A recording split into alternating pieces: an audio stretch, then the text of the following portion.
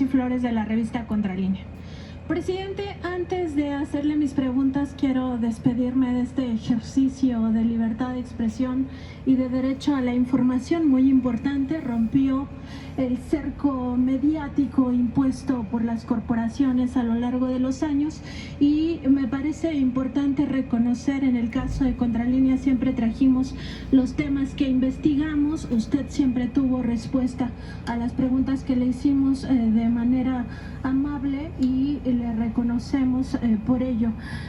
También decir pues que el resto de los reporteras también ha venido a externar sus preguntas, en algunos casos también sus críticas y en otros incluso exabruptos, y nunca se tuvo una represalia por ello hacia los demás. Entonces queda claro que este ejercicio importante ha respetado siempre la libertad de prensa.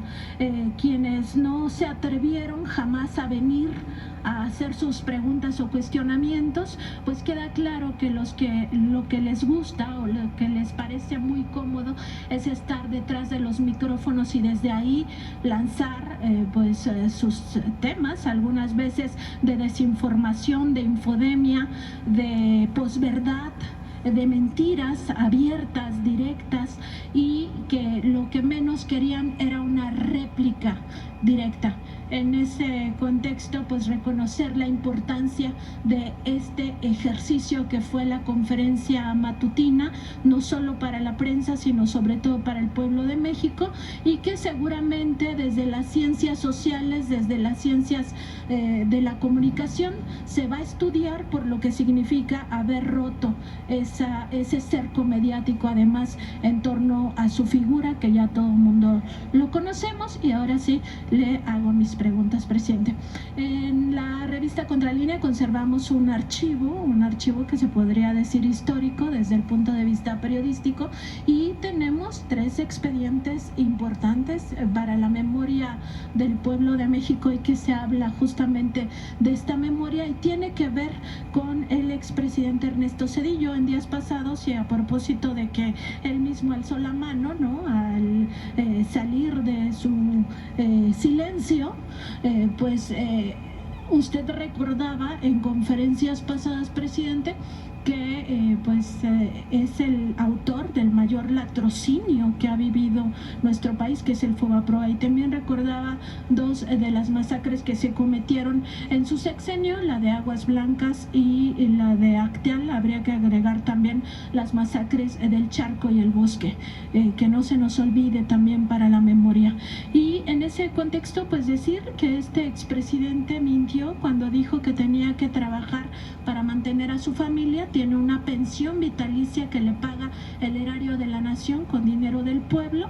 Actualizamos esta información y gana 136,000 pesos mensuales. Este mes de septiembre se está embolsando ese dinero, más de 1 millón de pesos anuales, y desde esa comodidad de seguir viviendo desde el erario, pues mantiene también este tipo de acusaciones. Ahora, en nuestro archivo de la revista Contralínea, en estos 3 expedientes, pues quizá también haya otra, situación grave, y es que se llegó a documentar presuntos nexos de su círculo cercano, familiares, su esposa, sus cuñados y su suegro con el cártel de los Amezcua Contreras, el cártel de Colima, y en otro expediente de su entonces secretario particular, Líbano Sáenz, con el cártel de Amado Carrillo, el cártel de Juárez.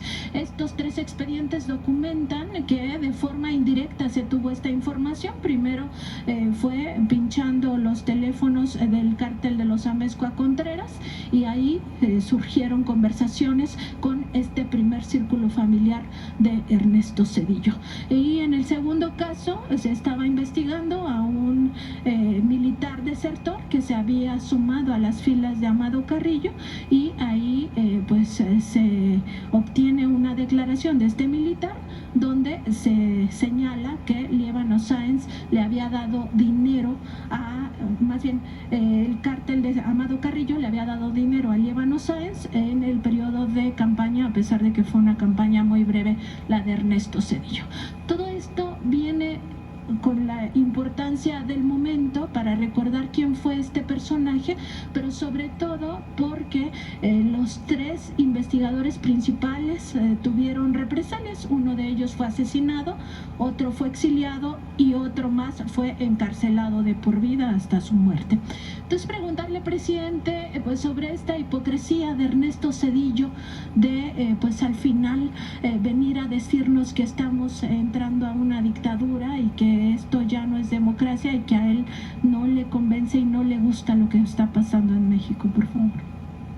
Bueno, yo creo que se debe de comprender que estamos llevando a cabo una transformación. Eso fue lo que nos propusimos.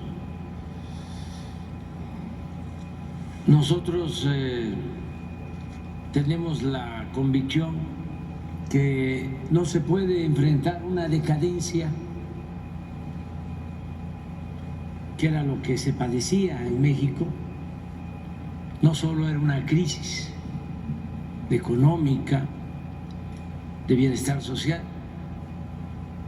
sino era una crisis en todos los ámbitos